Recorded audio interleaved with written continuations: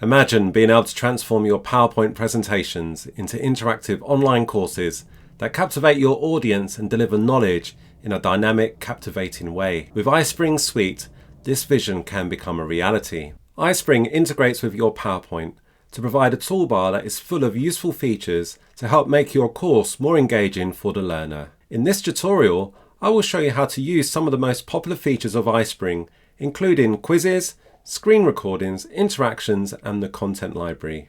You can either start from an existing PowerPoint presentation like I have here, or if you don't have one ready, go to the iSpring tab and then click Slide Templates.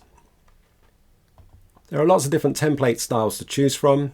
I'm using the neon style, and if you want to see the slides that are within this template, just click here and it shows you the different slides. For now, I'm just going to insert the one slide, which is this summary one. And if I click Insert, there I have my slide here at the bottom of my deck. Other types of content that you can add to. So for example, there is a character option. Before I add a character, let's just delete this to give it some space.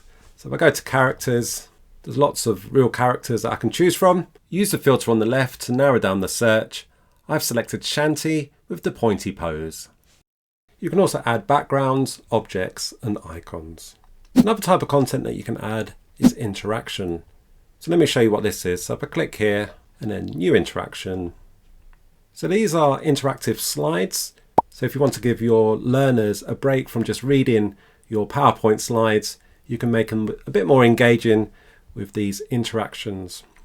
There's lots of different ones to choose from.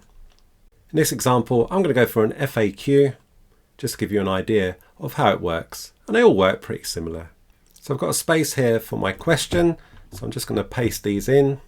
So there's all the questions that I want to add for this example. To see what this interaction looks like to the learner, click Preview, and this is it here. So the idea is that the learner, as they're going through your slides, they could click here and they could see the answer to that question. So they can expand on the question to see the answers. And across the top, you've got the different previews. So if you want to see how it looks on a mobile, you can click here and it will change accordingly. Once you're happy with your interaction, just click Save and Return, and this will pop it into your course.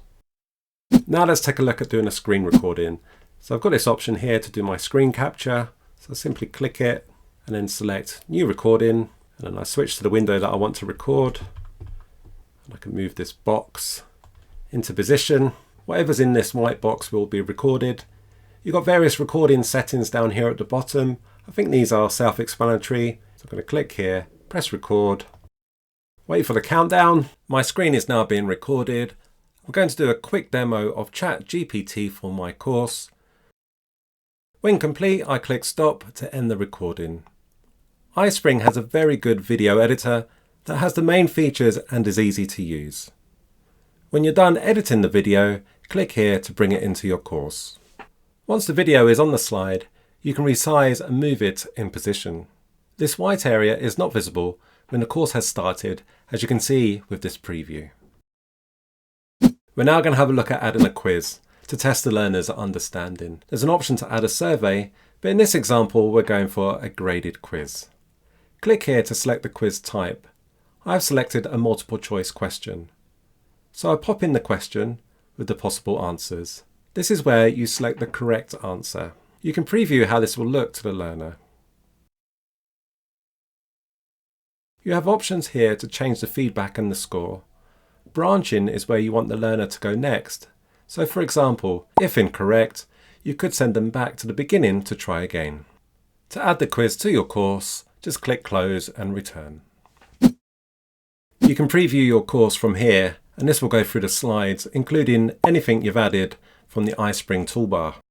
Once you're happy with the content, click here to publish. You have 5 options here. Publish to your computer. iSpring Space is a service for creating and storing content. Then you have iSpring Learn, which is an LMS. You can publish to your own with these options, or publish to a YouTube channel.